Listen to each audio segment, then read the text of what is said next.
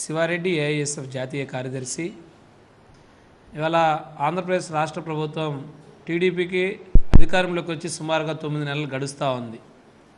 పెద్ద ఎత్తున ఉద్యోగాలకు కల్పిస్తామని చెప్పేసి రాష్ట్రంలో ఉన్నటువంటి నిరుద్యోగులకు అందరూ కూడా ఉద్యోగ అవకాశాలు కల్పించాలంటే టీడీపీ ప్రభుత్వం, కూటమి ప్రభుత్వం అధికారంలో రావాలని చెప్పేసి లోకేష్ గారు కుప్పం నుంచి శ్రీకాకుళం వరకు కూడా పాదయాత్ర చేసి మొట్టమొదటి సంతకాన్ని ఈరోజు మెగా డిఎస్సి విడుదల చేస్తామని చెప్పేసి కూడా ఆ రోజు చెప్పడం జరిగింది.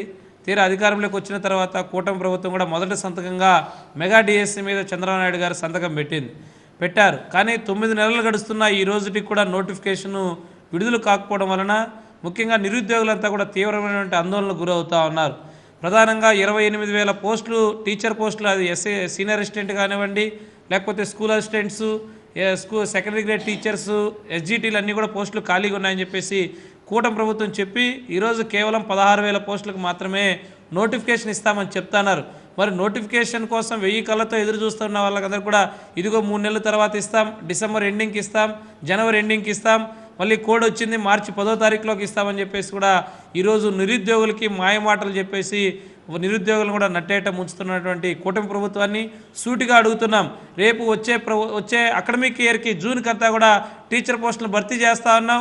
ఎక్కడా కూడా ఒక పిల్లడికి కూడా చదువు చెప్పడానికి టీచర్ లేడు, నేనున్నానని చెప్పేసి నారా లోకేష్ గారు విద్యాశాఖ మంత్రిగా నేను తీసుకున్నానని చెప్పినట్టు లోకేష్ గారు, మరి నువ్వు ఏప్రిల్లో నోటిఫికేషన్ ఇస్తే 90 రోజులు వాళ్ళకి మళ్ళీ కూడా ఎగ్జామ్కి ప్రిపరేషన్కి ఇవ్వాలి, మళ్ళీ కౌన్సిలింగ్ జరపాలి. అంటే నువ్వు 2026-27కి విద్యా సంవత్సరానికి భర్తీ చేస్తున్నావా, లేకపోతే 2025-26 విద్యా సంవత్సరానికి ఈరోజు టీచర్ పోస్టులు భర్తీ చేస్తావని సమాధానం చెప్పాలని కూడా లోకేష్ గారిని అడుగుతా ఉన్నాం.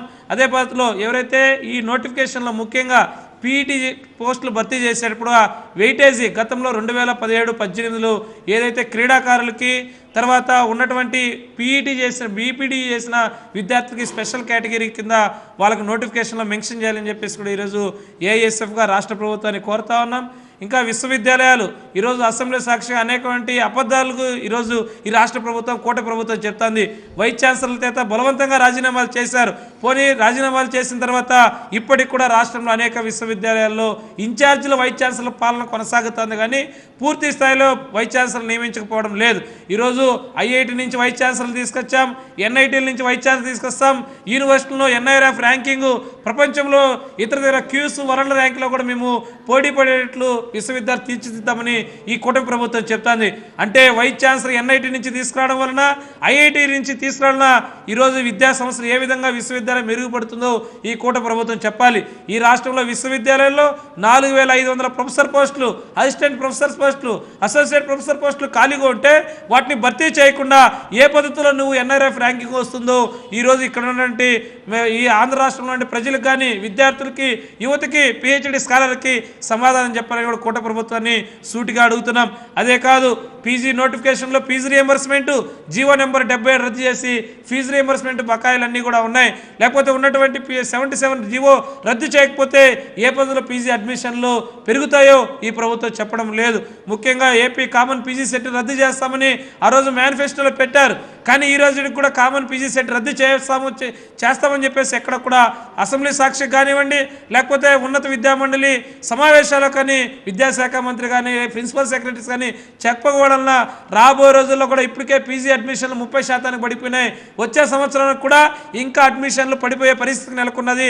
తక్షణమే రాష్ట్ర ప్రభుత్వాన్ని ఒకటే డిమాండ్ చేస్తున్నాం, ఏ యూనివర్సిటీకి ఆ యూనివర్సిటీ స్వతంత్రంగా పీజీ సెట్ నిర్వహించుకునేటువంటి బాధ్యత రాష్ట్ర ప్రభుత్వం కల్పించాలని చెప్పేసి కూడా కోరుతున్నాం. వీటన్నిటి మీద కూడా విశ్వవిద్యాలయాలు నెలకొన్న సమస్యల మీద దశల వారీ ఆందోళన కార్యక్రమాలకు కూడా ఏఐఎస్ఎఫ్ సన్నద్ధమవుతుంది. తక్షణమే రాష్ట్రంలో ఉన్నటువంటి మెగా డిఎస్సి నోటిఫికేషన్ని తక్షణమే ఇప్పటికే ఇవ్వాలని చెప్పేసి కూడా నిరుద్యోగులను మళ్ళీ కాలయాపనం చేయకుండా తక్షణమే విడుదల చేయాలి. విశ్వవిద్యాలయంలో ఖాళీగా ఉన్న ప్రొఫెసర్ పోస్టులు భర్తీ చేయాలి. కామన్ పీజీ సెట్ రద్దు చేసి ఆయా యూనివర్సిటీలకు స్వయం ప్రతిపత్తిని కాపాడే పద్ధతిలో కూడా ఇవ్వాలని చెప్పేసి కూడా ఈ రాష్ట్ర ప్రభుత్వాన్ని డిమాండ్ చేస్తున్నాం. లేని పక్షంలో పెద్ద ఎత్తున క్యాంప్ ఆఫీస్ ముట్టడిస్తాం. లోకేష్ గారిని కూడా ఎక్కడికెక్కడ ఏ జిల్లాకు ఆ జిల్లాలో కూడా అడ్డగిస్తామని చెప్పేసి ఈరోజు ఏఐఎస్ఎఫ్గా తెలియజేస్తా ఉన్నాం. ఎం సాయి కుమార్, ఏఐఎస్ఎఫ్ రాష్ట్ర ఉపాధ్యక్షులు. అసెంబ్లీ సమావేశంలో స్వయంగా నారా లోకేష్ గారు, విద్యాశాఖ మంత్రి గారు అక్కడ చర్చించి మేము ఏప్రిల్ 1వ తారీఖు నుంచి ఉన్నటువంటి ఇంటర్మీడియట్ విద్యార్థులకు అందరూ కూడా తరగతులు నిర్వహించండి అని చెప్పి ఆయన ఉత్తర్వులు జారీ చేశారు. కానీ ఎక్కడ కూడా ఏ విద్యా సంస్థలు కూడా, ముఖ్యంగా నారాయణ విద్యా సంస్థలు అయితే మేము అధికారంలో ఉన్నామని చెప్పి వాళ్ళ యొక్క పెత్తందారు వ్యవస్థతో ఏదైతే విద్యాశాఖ మంత్రి చెప్పినటువంటి మాటలు కూడా తుంగలో తొక్కి ఆయన అంటే లెక్కే లేకుండా, అంటే నారాయణ గారే ఈరోజు మంత్రివర్గంలో ఒక నారాయణ గారు ఉన్నారని చెప్పి ఈరోజు నారాయణ విద్యా సంస్థలు మాత్రం మేము తరగతులు నిర్వహించేదే. అదేవిధంగా 10వ తరగతి విద్యార్థులు సిబిఎస్ఈ సిలబస్లో ఆల్రెడీ ఎగ్జామ్స్ కంప్లీట్ అయిన వాళ్ళకి ఇప్పటికీ వాళ్ళకి ఫలితాలు రాలేదు. కానీ ఫలితాలకు రాకముందే కానీ అడ్మిషన్లు పూర్తి చేసుకొని ఈరోజు బ్రిడ్జ్ కౌన్సిల్ పేరుతో లక్షల రూపాయలు ఈరోజు దండుకుంటున్నారు. కానీ చైతన్య కళాశాల పైన మాత్రం ఈరోజు సాఫ్ట్వేర్లో లక్షల రూపాయలు ఫీ రెగ్యులేషన్ కమిటీల కన్నా కూడా మెన్షన్ చేసే కన్నా కూడా ఫీజులు ఎక్కువగా వసూలు చేస్తున్నారని చెప్పి ఈరోజు ఐటీ రైడ్లు చేశారు. అదేవిధంగా మేము అడుగుతున్నాం ఏఐఎస్ఎఫ్గా రాష్ట్రంలో కానీ దేశంలో కానీ ఎక్కడైనా సమానత్వం చూడాలి, కానీ ఏదో ఒక విద్యా సంస్థను టార్గెట్ చేసి చేస్తున్నారు.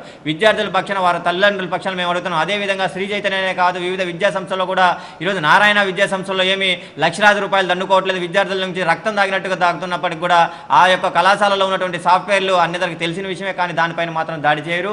అదేవిధంగా ముఖ్యంగా ఇప్పటికీ అనేక మార్లుగా ఏఐఎస్ఎఫ్ నాయకత్వం వెళ్తున్నాం, మేము తరగతులను బైకాట్ చేసి ఇళ్లకు పంపిస్తున్నా కూడా ప్రతిరోజు వాళ్ళ తరగతులు మేము నిర్వహించేదని చెప్పి కూడా చాలా గట్టిగా చెప్తున్నారు. విద్యాశాఖ మంత్రి గారు ఇందులో ఆయన తీసుకున్నటువంటి నిర్ణయాలు ఏ విధంగా కింద స్థాయిలో అతను ఆచరణలో ఉన్నాయా లేదని చెప్పి కూడా ఆలోచన చేయకుండా ఈరోజు అతను నిర్లక్ష్యంగా వహిస్తున్నాడు. ఎందుకంటే మా నారాయణ విద్యా సంస్థలే కదా అన్నట్టుగా ఆయన కూడా సమర్థించుకుంటూ పోతున్నారు. ఇది సరైన పద్ధతి కాదు. ఇంకా ముఖ్యంగా అయితే నారా లోకేష్ గారు ఆయన యోగాలం పాదయాత్రలో చెప్పారు, జీవో నెంబర్ 107, 108 రద్దు చేస్తాను, ఉన్నతమైనటువంటి ఈరోజు ప్రభుత్వ మెడికల్ కళాశాలను, ప్రభుత్వ విద్యను కూడా మేము కాపాడుకోవాలి, గత ప్రభుత్వం అంగట్లో సరుకులాగా అమ్మిందన్నారు.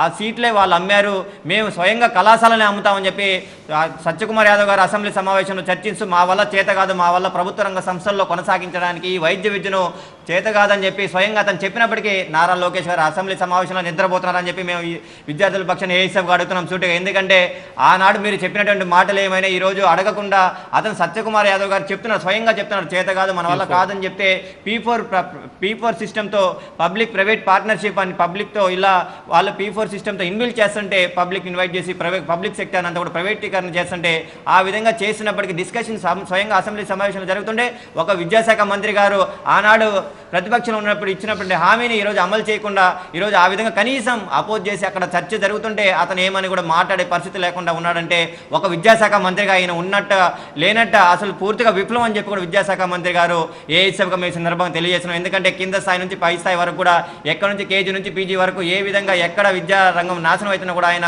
ప్రక్షాళన చేయకుండా దాన్ని కాపాడకుండా అందులో కావాల్సిన మౌలిక సదుపాయాలు విద్యార్థులకు అందించకుండా వ్యవహరిస్తున్నారు. కాబట్టి ఇప్పటికైనా మేల్కొని ఈ యొక్క కూటమి ప్రభుత్వం 9 నెలల గడువు అవుతున్నప్పటికీ విద్యారంగం పైన దృష్టి సారించట్లేదు. కావున వెంటనే స్పందించి విద్యారంగం పైన అభివృద్ధికి తోడ్పాలని చెప్పి కూడా ఏఐఎస్ఎఫ్గా ఈ సందర్భంగా కోరుతున్నాం.